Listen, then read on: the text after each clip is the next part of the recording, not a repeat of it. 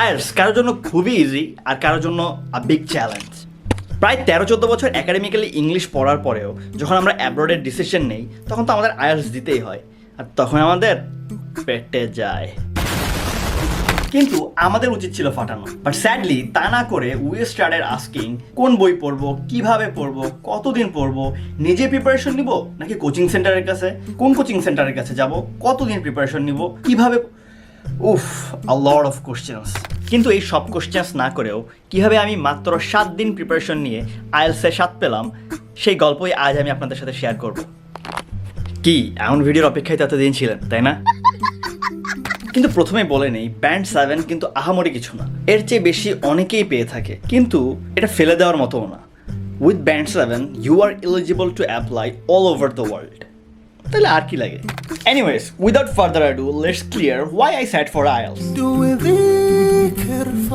তো আমি নরওয়েতে মাস্টার্সের জন্য অ্যাপ্লাই করেছি। অন্যান্য সব দেশের মতো নরওয়েতেও মাস্টার্স প্রোগ্রামের জন্য আইএলটিএস ম্যান্ডেটরি, তো সেই কারণে আমার আইএলটিএস দেয়া।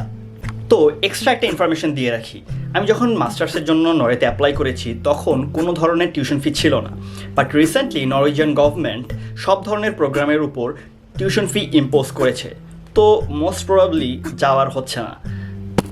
তো আমি ফুল টাইম জব করছিলাম, ফুল টাইম জবের পাশাপাশি আইএলটিএস প্রিপারেশন নেওয়াটা ওয়াজ কোয়াইট ডিফিকাল্ট।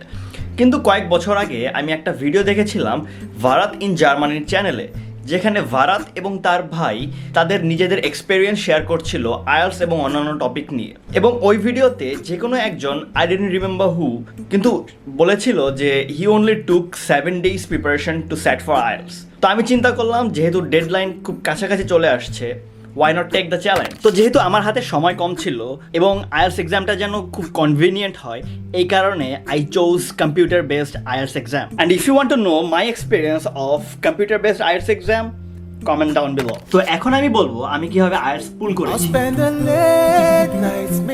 আপনি লাইফে যে এক্সামই দেন না কেন, সেটা আইএলটিএস হোক, জিআরই হোক, স্যাট হোক, বা স্কুল কলেজের এসএসসি, এইচএসসি বা regular test, any exam you are giving in your life, one key to success is consistency. Consistency ছাড়া কোনো এক্সামই ভালো করা সম্ভব না।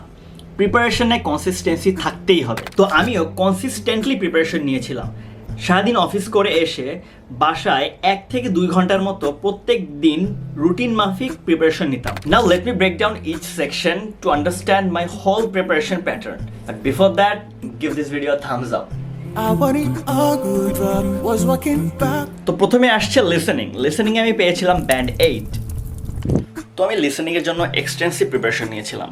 প্রথমত ক্যামব্রিজ আইএলটিএসের বই থেকে লিসেনিং প্র্যাকটিস করতাম, তার সাথে সাথে ইউটিউবে আইএলটিএস লিসেনিং টেস্ট লিখে সার্চ করলে যে ভিডিওসগুলো আসে ওগুলো থেকেও প্র্যাকটিস করতাম। তো আমি প্রতিদিন 2 থেকে 3টার মতো আইএলটিএস লিসেনিং টেস্ট দিতাম। তার সাথে সাথে আমার অডিও বুক এবং পডকাস্ট শোনার একটা অভ্যাস আছে, that help me a lot. Listening এবং অন্য সব সেকশনসের জন্য আমার কিছু টিপস অ্যান্ড ট্রিক্স আছে that work for me very well, যেগুলো আমি ইনশাল্লাহ নেক্সট ভিডিওতে শেয়ার করব, only exclusive for my YouTube family. On to reading. রিডিংয়ে আই গট 7.5। রিডিংয়ের জন্য আমি ক্যামব্রিজ আইএলটিএসের বইগুলো থেকেই প্র্যাকটিস করেছি। তাছাড়া in my digital marketing role I had to read a lot, তো সেটাও অনেকটা হেল্প করেছে। তার সাথে সাথে I like to read non fiction books, তো প্রতিদিন আমি চেষ্টা করতাম অ্যাটলিস্ট 2টা রিডিং টেস্ট দিতে। On to writing. রাইটিংয়ে আমি সবচেয়ে কম ব্যান্ড পেয়েছি, which is 6। To be honest, আমি রাইটিংয়ের জন্য কোনো প্রিপারেশনই নিইনি। আই ওয়াজ ওভার কনফিডেন্ট, যেটা আমি কাউকেই রেকমেন্ড করি না। প্লিজ প্লিজ প্লিজ, রাইটিংয়ের জন্য হোক বা অন্য যে কোনো সেকশনের জন্য হোক, please practice. Practice makes you perfect. I thought digital মার্কেটিংয়ে যেহেতু আমাকে প্রতিদিনই কন্টেন্ট রাইটিং করতে হচ্ছে, তো আমার একটা ভালো গ্র্যাস্প আছে রাইটিংয়ে, বাট আইএলটিএস রাইটিং কিন্তু পুরোটাই ডিফারেন্ট, যেখানে আপনাকে একটা সার্টেন প্যাটার্নে লিখতে হবে। তো please practise. On to the last section, speaking, যেখানে আমি পেয়েছি band 7। So I had to speak in English in my job role. তাছাড়াও বাসায় এসে আমার ভাইয়ের সাথে আমি ইংলিশে কথা বলার প্র্যাকটিস করতাম। আর কিছু অনলাইন স্ট্রিমিং প্ল্যাটফর্ম আছে যেখানে ইন্টারন্যাশনাল পিপলদের সাথে আপনি ইংলিশে কথা বলতে পারবেন। তো আমি সেই প্ল্যাটফর্মগুলোতে 15 থেকে 20 মিনিটের মতো প্রতিদিন প্র্যাকটিস করতাম। তো এভাবে আমি কনসিস্টেন্সি মেনটেন করে 7 দিন প্রিপারেশন নিয়েছি। আসলে আইএলটিএস এক্সামটা ডিপেন্ড করে আপনার ইংলিশ ক্যাপাবিলিটির উপর, আপনি কতটা এফর্ট দিচ্ছেন এবং তার চেয়েও বেশি আপনি কতটুকু মোটিভেটেড তার উপর। আচ্ছা, অনেক তো পার্সোনাল এক্সপিরিয়েন্স শেয়ার করলাম, এখন কিছু রিয়েল কথাবার্তা বলা যাক। আইএলটিএস এক্সাম দিতে আমাদের অ্যাপ্রক্সিমেটলি 20 থেকে 21,000 টাকার মতো খরচ হচ্ছে। এটা কিন্তু একটা হিউজ অ্যামাউন্ট, যার কারণে আমরা খুব প্রেশারের ভিতরে থাকি।